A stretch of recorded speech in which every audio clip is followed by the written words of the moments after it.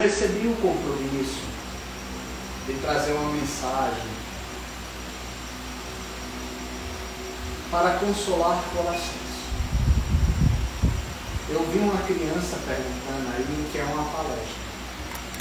E aí eu tentei pensar assim de uma forma bem lúdica o que é uma palestra. É isso, é uma conversa.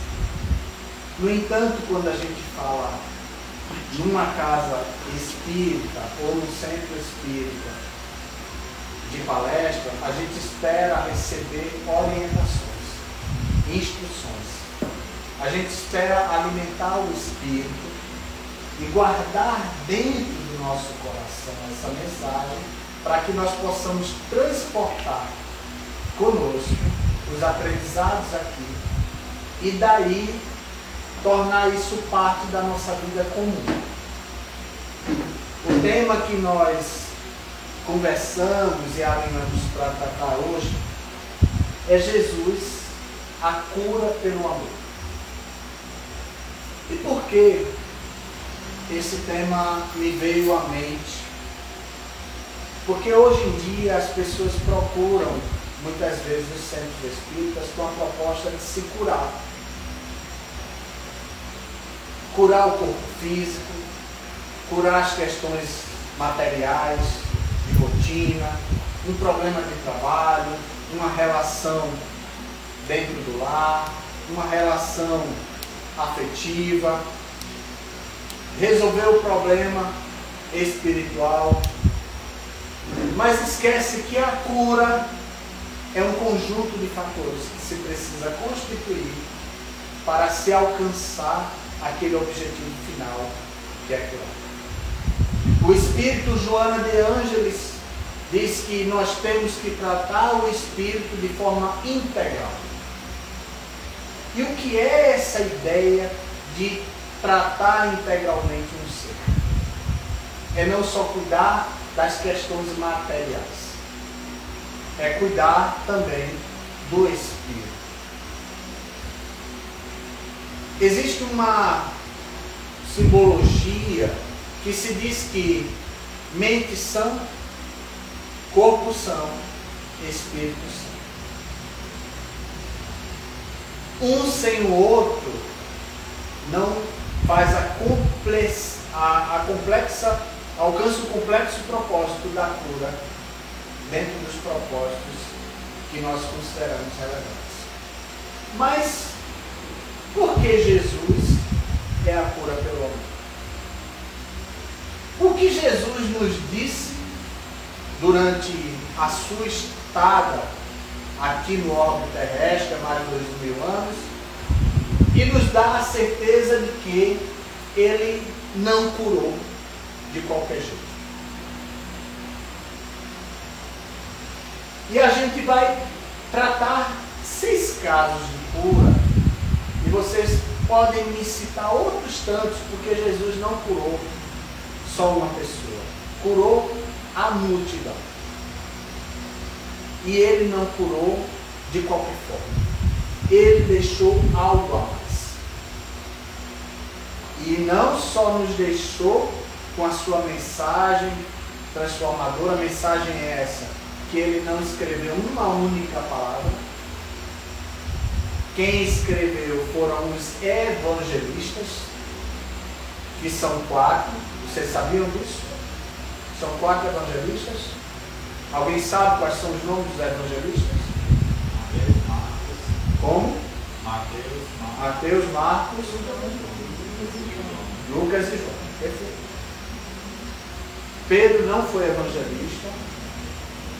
Paulo não foi evangelista, ok? Eles deixaram epístolas. Timóteo também deixou epístola. Só para esclarecer. Desses 4 evangelistas, quais deles foram apóstolos? Mateus E João. Ô, rapaz, estuda o Evangelho. Se ler o livro Paulo e Estevão, vocês vão também descobrir isso. Lucas e Marcos vieram depois. É da época de Paulo. E Paulo não foi apóstolo, vocês sabem, né? dizem que ele é o 13º apóstolo. Mas há quem diga também que Maria de Magdala é que é o 13º apóstolo.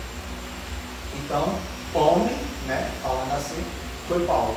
Mas a Magdala foi uma mulher bastante atuante na divulgação do Evangelho de Jesus. Mas Paulo, sem dúvida alguma, foi um dos principais divulgadores da mensagem transformadora de Jesus. Jesus curou o leproso. Jesus curou o cego de Jericó. Jesus curou uma mulher que sangrava, a mulher hemorroíça. Jesus curou ou salvou a mulher adúltera.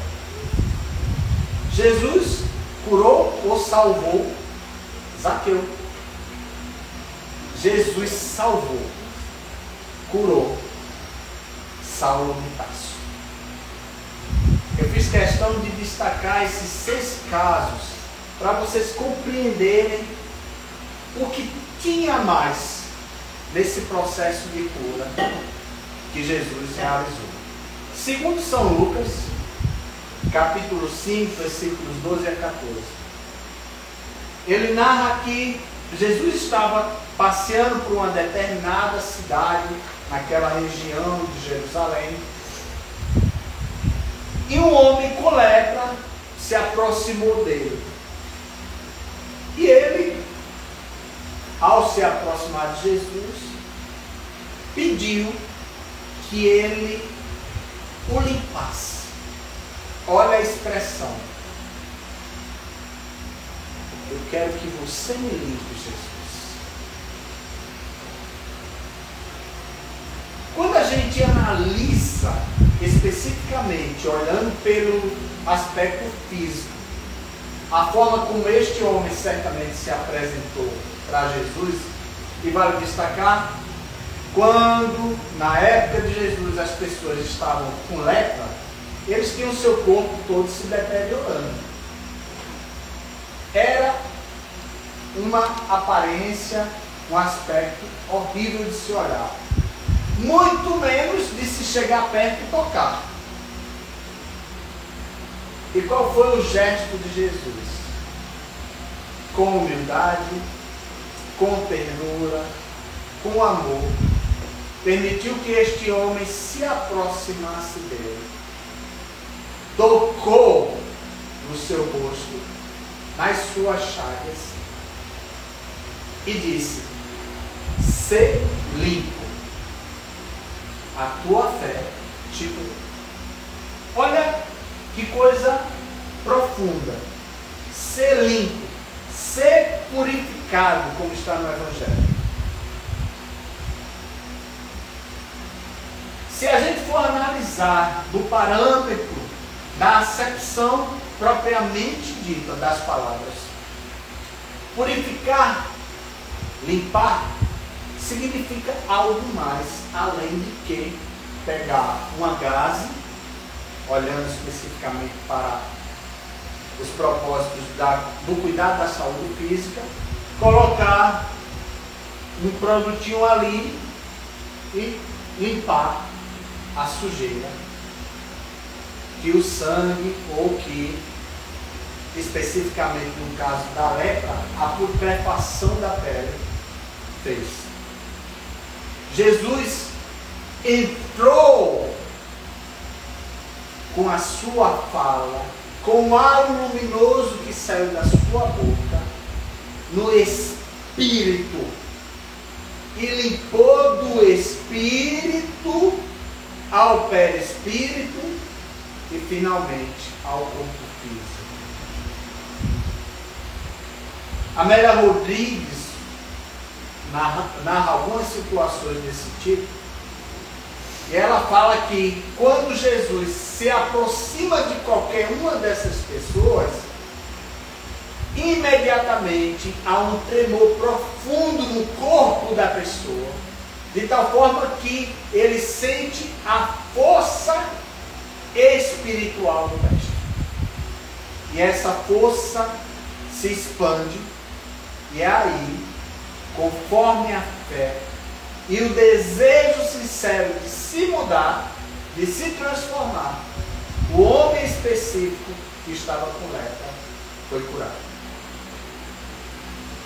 Esse é o primeiro caso que a gente traz como narrativa das ações de Jesus na proposta de curar a outra.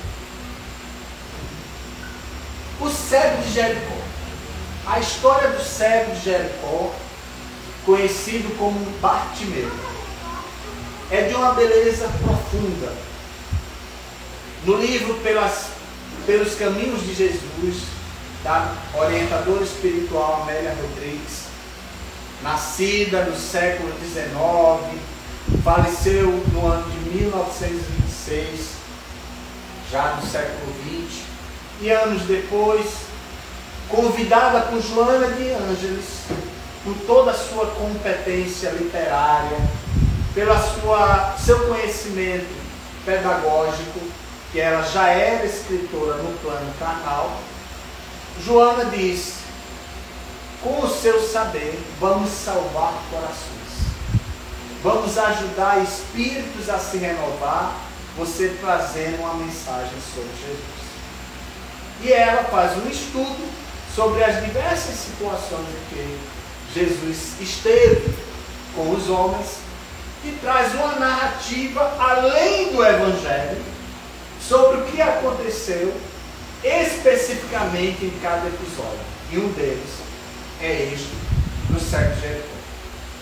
Jesus está passeando pela cidade de Jericó e ele, toda a multidão, acompanha assim num cenário de uma beleza profunda, porque Jesus espalhava amor, Jesus espalhava esperança, Jesus espalhava consolo para os corações que estavam sofrendo, desesperados por uma grande transformação social, mas também espiritual. Evidentemente que a proposta de Jesus nunca foi pegar uma espada e ser um guerrilheiro dentro dos modus operandi daqueles que governavam aquelas regiões. Jesus, a espada dele era o fogo do amor.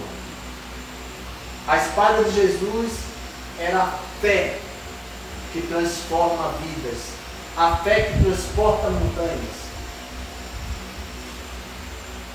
Que por mais que nós imaginássemos Jesus como um transformador, ele disse que não veio destruir a lei, e veio sim renová-la sobre pensamentos diferentes, porque antes um homem miserável, um cego de Jericó, um homem leproso, uma mulher hemorroíça, se passasse perto de um rico daquela época, os fariseus, por exemplo, a expressão que se fazia ao olhar essas pessoas era tê-los como imundos, e por isso se cuspia no chão e se usava a expressão raca, que é uma expressão de desprezo, de minimização, de distanciamento. E Jesus, vendo este comportamento, diz: mas ele é teu irmão. Por que isso? Não, nós não podemos tratar mais a humanidade desse jeito. E foi Jesus que nos salvou. Então, Jesus está passando por Jericó e o cego de Jericó, Bartimeu, um homem que ficava pedindo esmola pelas ruas, encostado no chão, no desespero, narra Amélia Rodrigues, da sua cegueira profunda, vivendo uma escuridão que nunca podia imaginar o que seria, por exemplo, a luz do dia. Totalmente desgraçado do mundo, desgarrado da felicidade. Uma tristeza profunda ocupava seu coração de tal forma que ninguém jamais ia imaginar o que se passava naquele ser. E ao ouvir as histórias de Jesus, o Nazareno, e ao saber que ele passava pelas ruas, ele criou um ânimo que jamais teve e não teve como se compor ao ponto de prorromper, saindo do seu coração, um pedido profundo. Jesus, filho de Davi. E Jesus ouve essa mensagem, mas à distância ainda. E o povo começa a criticar esse homem. Que coisa horrível. Deixa Jesus em paz. E ele insiste. Jesus, filho de Davi, tem misericórdia de mim. E ao ele prorromper do seu coração, na profundeza do seu ser, tal mensagem, Jesus ouve e diz: quem me chama? Traz ele até mim. E neste momento, aqueles que o criticavam, o impulsionaram aí. Vai, ele está te chamando. E Jesus, ao se encontrar com ele, pergunta: que queres que te faça? Nazareno era a mesma coisa que usar a expressão de então, chamada Rabone.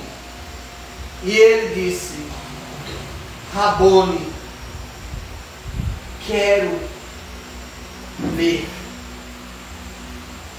Quero que você simplesmente me permita enxergar. E Jesus diz: vê, a tua fé te salvou. Vale destacar que dentro dessa analogia feita por Amélia Rodrigues, ver não é simplesmente ver o brilho de um dia. Ver não é simplesmente ver as cores das plantas, dos pássaros cantando, eles passeando de um lado ao outro, ver as crianças correndo, ou poder ver as cores da vida. Ver é sair da escuridão, das trevas íntimas que muitos de nós nos prendemos constantemente. E aí está o grande legado de mais uma cura de Jesus. Tem um outro caso, dos mais belos narrados no Evangelho de Lucas, de Mateus, João e, claro, o próprio Marcos. Porque todos eles replicam com simbologia e linguagem diferente a mesma mensagem evangélica. E vem a história da mulher, conhecida como mulher malsinada, a mulher que hemorroíça. Esta mulher, também na narrativa de Amélia Rodrigues, no livro Primícias do Reino, procurou todos os curandeiros da época, procurou médicos, procurou até os esotéricos que existiam naquela época, e ela nunca foi curada. 12 anos de sangramento contínuo, sem parar. Ela passava pelos lugares, a sua roupa andava manchada de sangue, e as pessoas, com a velha expressão raca, desprezavam, tratavam ela como uma mulher miserável, sem merecimento de respeito. E surgiu nessas mesmas passagens de Jesus. Desculpa.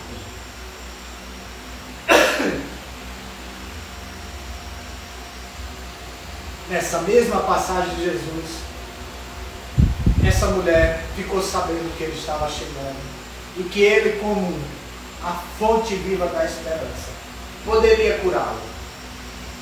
E no meio da multidão, Jesus passou. E ela simplesmente tocou nas suas vestes. E Jesus, ao passar, desculpa,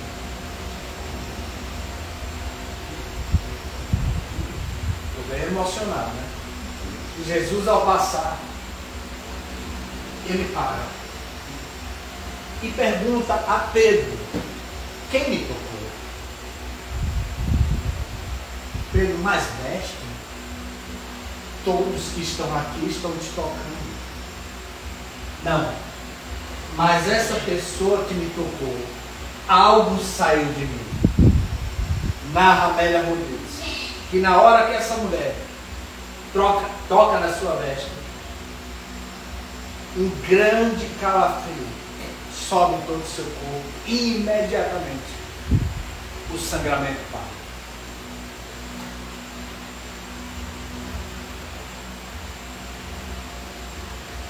Jesus se volta e, captando o campo energético dessa mulher, vai até ela, apoia seu corpo bem de frente dela, que estava sentada no chão. E ela, mestre, há 12 anos que eu sofro dessa doença. Ninguém jamais conseguiu me curar. E só o fato de eu tocar na sua veste, eu senti meu corpo estremecer e percebi que imediatamente a minha doença foi embora. E Jesus, com um sorriso, muita ternura no olhar, com muito afeto e ao mesmo tempo com muita cumplicidade, olha para ela e diz: a sua fé te curou. A expressão "a tua fé te curou" acompanhou todos os casos de transformação dessas pessoas que aos poucos vão sendo convencidas pela mensagem de Jesus, conquistadas pelo amor que Jesus emanava constantemente. A narrativa da mulher adúltera, que tem uma beleza talvez a maior de todas, porque é um dos maiores ensinamentos que Jesus nos apresenta. Numa época de pessoas que qualquer atitude, qualquer gesto era julgada. E não me parece diferente dos tempos em que nos encontramos hoje. É muito fácil olhar para o lençol amarelado que está pendurado no varal do meu vizinho, de que olhar para a minha janela que não está limpa. Eu não sei se vocês conhecem essa simbologia. Existia uma mulher que ficava na sua cozinha, e da sua cozinha ela conseguia ver o quintal da outra vizinha. Todo dia essa vizinha pendurava seus lençóis brancos no varal. E essa mulher diariamente comentava com o seu marido: marido, essa mulher é tão relaxada, olha que roupa encardida, olha o estado desse lençol branco, todo amarelado, devia ter vergonha de botar isso ali no varal. Todo dia, até que um dia ela se acorda e toma um susto horroroso. Valha, será que ela ouviu o meu comentário? Olha só que brancura os lençóis dela, marido.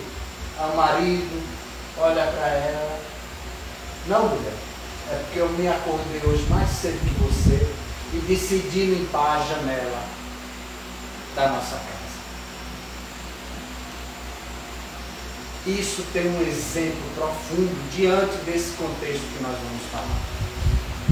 Os escribas e fariseus levam a mulher que foi encontrada em adultério e apresenta para Jesus, testando ele. Jesus, conforme a lei, a mulher que é pega em adultério deve ser apedrejada. O que dizes a esse respeito? Estava Jesus sentado, escrevendo no chão. Amélia Rodrigues sugere que as escritas de Jesus eram os pecados que cada um que ali se encontrava tinham. Jesus continua ouvindo. O Senhor não vai dizer nada. Ele se levanta, as palavras estão no chão.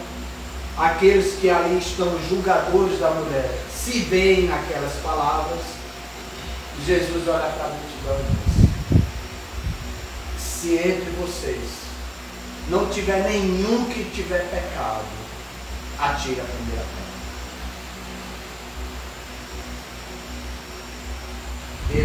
espantam porque encontram ali escritos os seus pecados, as maledicências múltiplas que cada um foi capaz de fazer, dos mais velhos ao mais novo, se encontram ali e um a um vai saindo, até que todos vão embora. E Jesus sozinho com a mulher olha para ela: mulher, cadê aqueles que te julgavam? E ela diz: mestre, todos foram. Então eu não tenho de ter te julgado.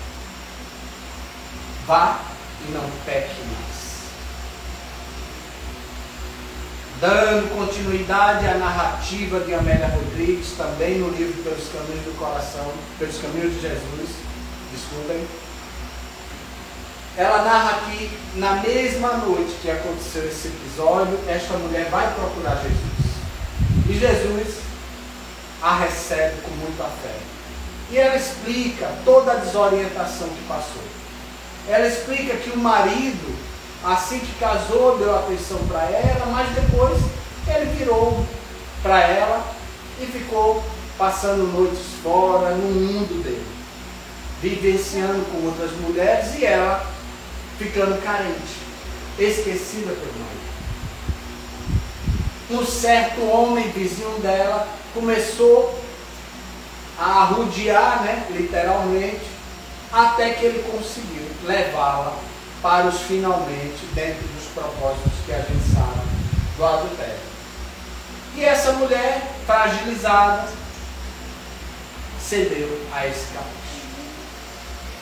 Mas o julgamento só cai sobre a mulher, nunca caía sobre os homens. Ainda hoje é assim, infelizmente.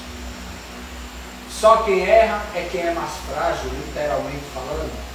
Enfim, ela chega para Jesus: eu me arrependo muito, Jesus, eu não quero mais seguir por esse caminho. O Senhor me salvou, me deu uma orientação. Jesus, caminhe pelo caminho do bem. Ela seguiu em frente 10 anos depois. Esta mulher está cuidando de uma casa de acolhimento de pessoas doentes, lepra, idosos, necessitados de várias formas. Ela montou um grupo de senhoras que ficavam cuidando dos adoentados.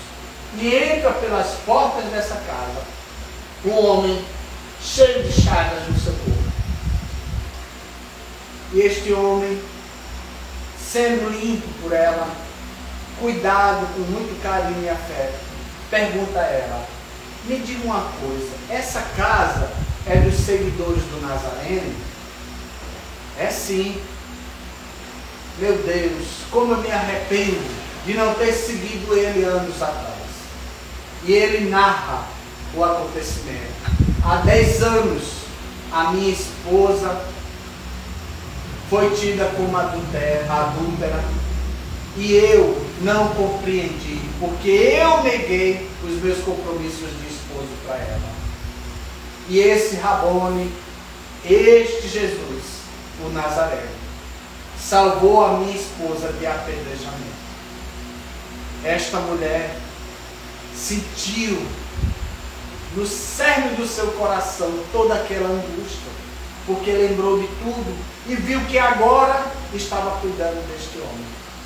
E ela disse: que bom, meu irmão, que você como eu nos encontramos com Jesus.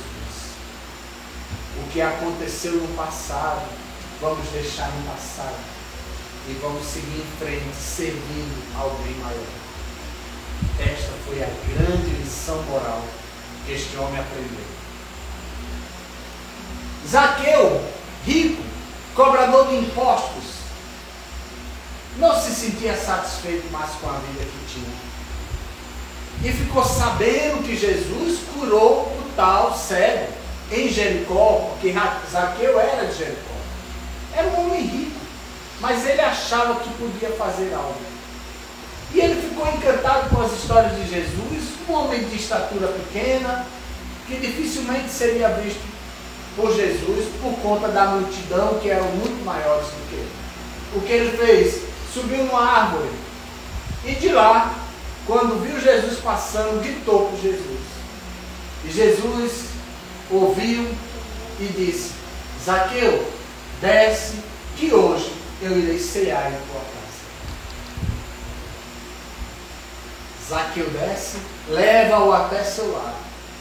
E ao entrar na sua casa, ele disse: Mestre, eu passei minha vida toda cobrando impostos.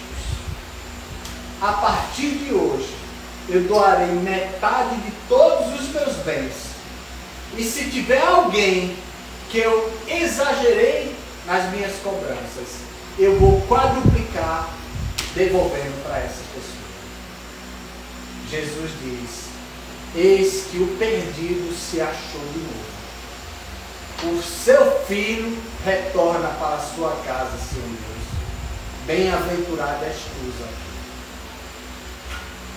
É de uma beleza profunda, porque ele sabia que aquele homem já não se contentava com as vicissitudes da vida, já não se sentia encaixado nos padrões da economia de então, dos exageros de cobranças que estavam além de propósitos.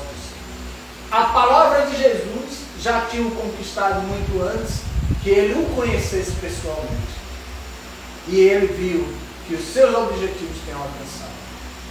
E para tratar a beleza da riqueza da mensagem de Jesus, eu trago uma história breve. Um seguidor dos cristãos que saía de maneira absurda, mandando matar qualquer um que chegasse à sua frente que se definisse como cristão. Ele mandou matar, apedrejado, sem saber, o irmão da sua noiva. Este homem continuou perseguindo a todos, porque a sua noiva adoecida, que já tinha se encontrado com Jesus, se apaixonado pela palavra, não pelo homem, morreu convencido por Ananias, um velho que tinha um propósito que era servir, porque se entregou à mensagem crística. E ele sai de forma desesperada pela estrada de Damasco, a caminho deste homem, para que fosse matá-lo. Só que no caminho da estrada acontece algo inusitado. Uma grande luz surge diante dos olhos desse homem, como se fosse uma chuva de areia, mas uma luz tão incandescente que ele, por completo, não conseguia nem enxergar nada além dessa luz. Na narrativa do olhar do Espírito, nós percebemos que ele, médium por excelência, teve uma transposição. O seu espírito se expandiu e ele teve um encontro com Jesus. Mas ele não sabia quem era que surgia diante dele. E ele viu um homem surgindo com a luz ao seu redor, de uma beleza inquestionável, túnica branca, a pele de uma beleza profunda, um olhar sereno. E essa pessoa falava para ele: Saulo, por que me persegues? Quem está falando comigo? Saulo, por que me persegues? É quando ele vê o rosto aparecer e ele: Senhor, eu não imaginava que era você que eu perseguia. Meu filho, todo filho meu que você persegue, é a mim que você persegue. Pois, Senhor, a partir de hoje, eu me entrego à tua palavra. Saulo, você vai até uma estribaria procurar uma pessoa, e essa pessoa vai chegar lá e vai te devolver a mensagem. Dias depois que ele chegou na estribaria, totalmente dementado que ficou, Os homens que o acompanhavam não entendiam nem o que aconteceu com ele, porque não houve uma tempestade de areia, não houve nada que justificasse o evento ocorrido. E ao chegar lá, este homem se aproxima de Saulo e ele disse: meu irmão, eu preciso ver de novo. Senta-se do lado dele e só colocando as mãos sobre os seus olhos. Veja. E eis que estes olhos passaram a ver o mundo de uma forma que ele nunca tinha visto.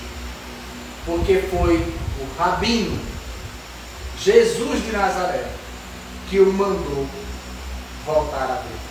Só que agora ele já não tinha mais o olhar da matéria, ele tinha o olhar do Espírito, e ele se transformou completamente no seu Evangelho.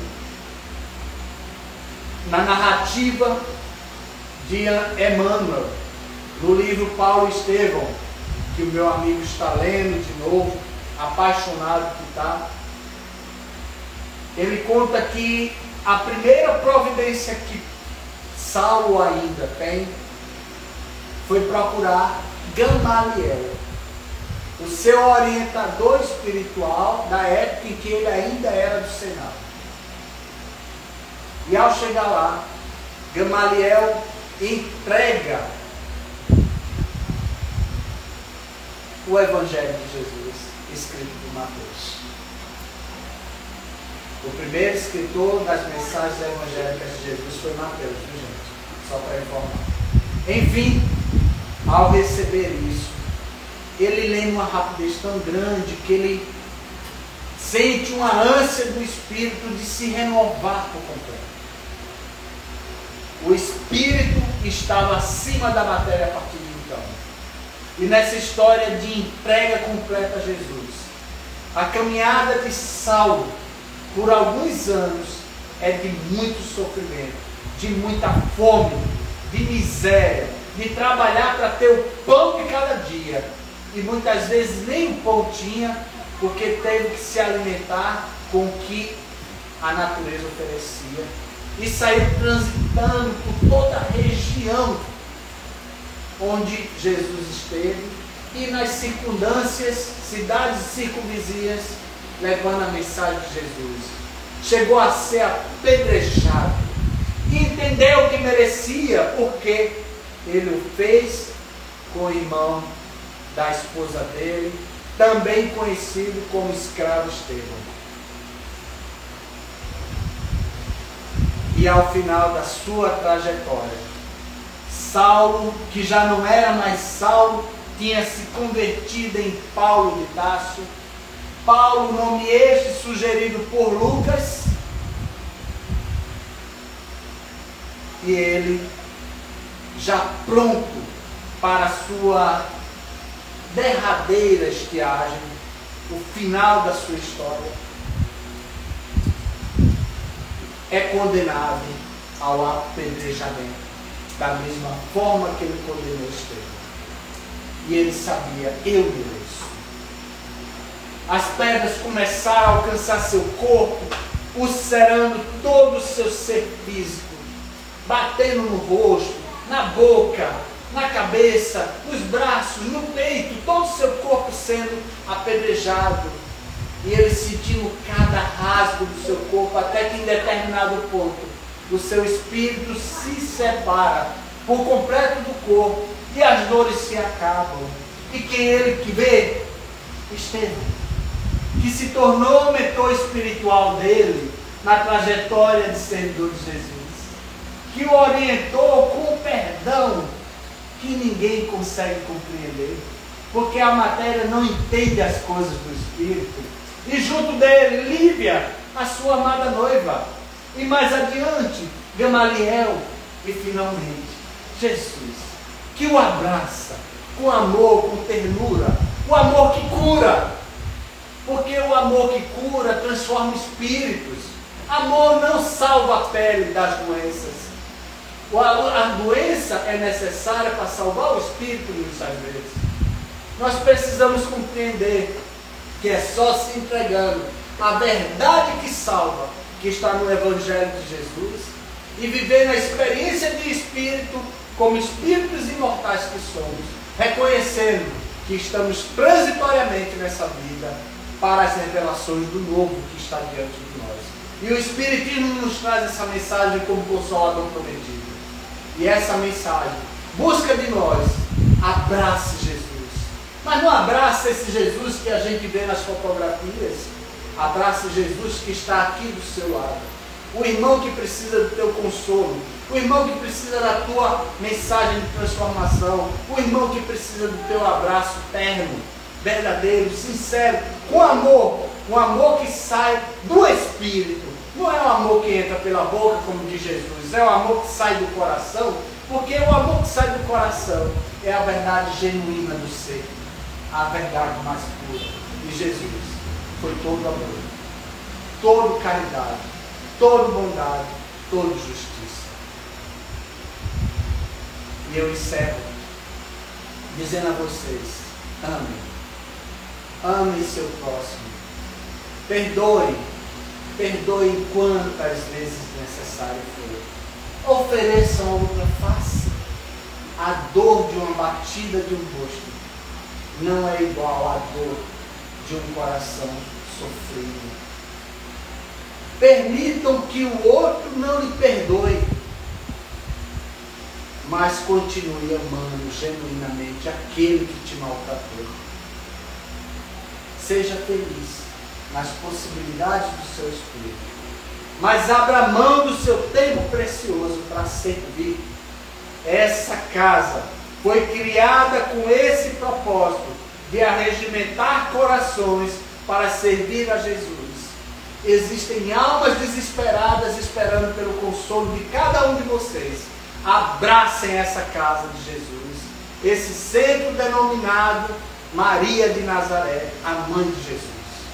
Esse espírito que sofreu vendo a morte do seu filho, mas que entendeu, como Jesus disse, que todos pertencíamos a uma só família, a família universal, a família que importa, que é a família espiritual. Um dia estaremos todos reunidos no plano espiritual e, quiçá, seremos anjos. Não esperemos que seja nessa ou na próxima encarnação, mas demos o nosso primeiro passo, porque a vida futura é a única que nos espera com a verdadeira felicidade. Felicidade essa que não é destino. Que Jesus nos abençoe e que a paz inunda nossos corações para que possamos fazer cada um feliz dentro das nossas possibilidades. Muito obrigado, Jesus.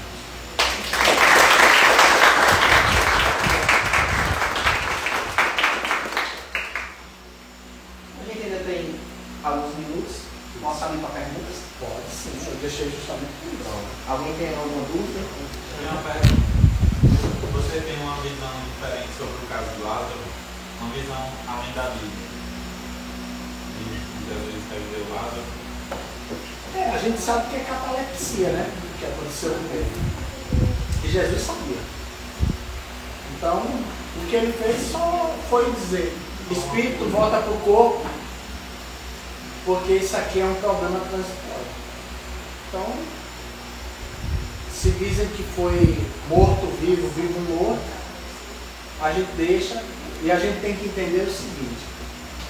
Eu já vou dar um spoiler da palestra de amanhã.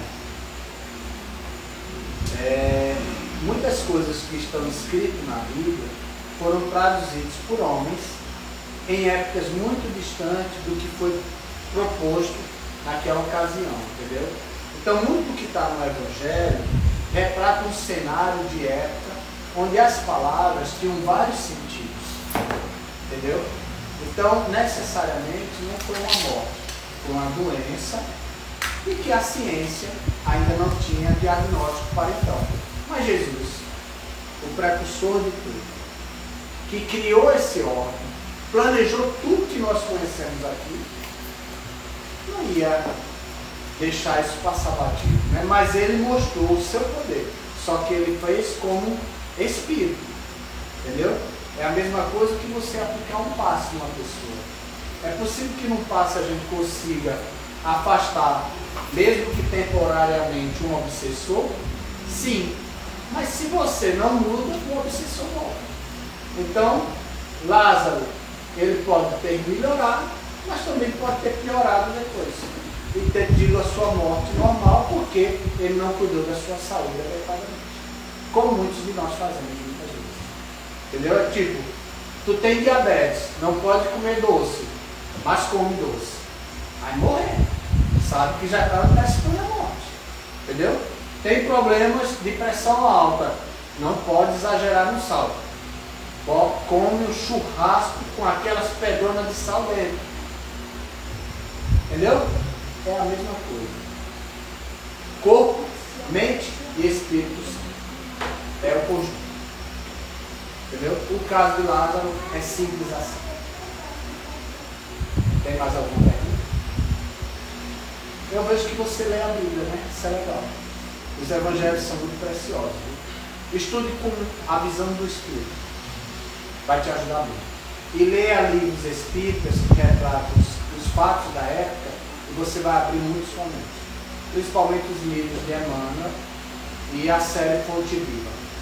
Tem várias traduções de momentos específicos e situações que estão no Evangelho que vai te dar muita luz. Vai te ajudar muito. E ainda tem uma coisa. Tem um estudo na FEB chamado o Evangelho Redivivo. Evangelho Redivivo. Está disponível no site da FEB. Tem vários vídeos tratando esse estudo. É um estudo discutido sobre os evangelhos dos evangelistas. E é profundo. Vai te trazer visões bem diferentes. O que mais? Mais alguma pergunta? Alguém? Não, eu só agradecer ao médico Jesus pela inspiração da várias. Fala que o Espírito você de todos, mas essa nunca foi para mim, né? Para mim. É que a gente traz dois paradigmas, né? Não é só o Evangelho, entendeu? Mas é isso, muito obrigado. Excelente. Eu gostaria de agradecer também, eu estava. Engraçado, assim, não existe coincidência, né? Tudo está interligado. Se eu comentar, você está falando do Evangelho de hoje, pela liturgia católica, que é justamente a cura, quando o oficial romano, ele vai pedir a cura do seu escravo, né? Sim. E Jesus ainda elogia a fé desse homem. E aí fica o ensinamento de Jesus, porque Jesus não questiona a religião desse homem, que ele é um oficial romano, então, né, de certa forma, totalmente divergente da fé dele, de Jesus, mas ainda acaba elogiando a fé desse homem por ver que ele acreditava, estava de forma fervorosa, né, buscando a cura desse seu escravo, e aí Jesus o cura, e em seguida ainda vai à casa de Pedro e ainda cura a sogra de Pedro também, né? E a história de Pedro com a família vai fazer parte da história dela. Legal. Pronto, vamos então encerrar, fazer a oração final. Quer fazer também a oração final?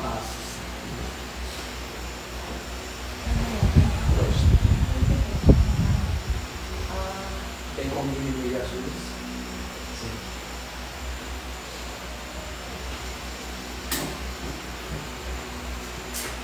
Podemos fazer o passe coletivo? Sim. Ok. Tá transmitindo ao vivo. Tá transmitindo ao vivo, de qualquer maneira. Pode tirar o vídeo, pode tirar, é melhor, né? Fica muito longo, as pessoas mal têm paciência para uma palestra. Boa noite, pessoal. Fiquem com Deus.